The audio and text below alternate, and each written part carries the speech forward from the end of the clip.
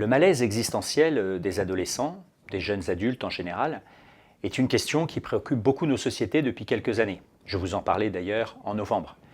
Alors, les causes en sont nombreuses et les experts discutent.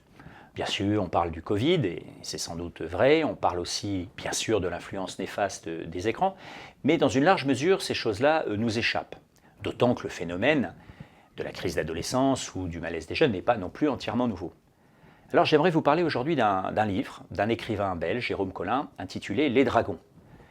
Il nous parle d'un centre, un centre fermé, où se trouvent des jeunes évidemment en grande difficulté. Alors, bien sûr, certains d'entre eux sont des jeunes qui ont connu des traumatismes importants, absolument terribles d'ailleurs, dans leurs très très jeunes années.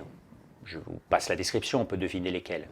Mais il y a aussi des jeunes qui sont d'abord des jeunes en colère, parfois contre eux-mêmes, contre le monde, contre les valeurs ou non-valeurs d'ailleurs que vivent leurs parents. Alors parfois cette agressivité se tourne contre eux-mêmes, ils se tailladent, ils font des tentatives de suicide, ou contre les autres.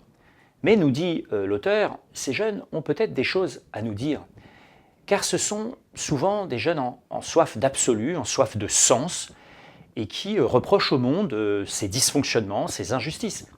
Et comment ne pas reconnaître avec eux que tout ne va pas pour le mieux dans notre monde d'adultes, qu'il y a de vraies questions, de vraies injustices, de vraies choses à améliorer.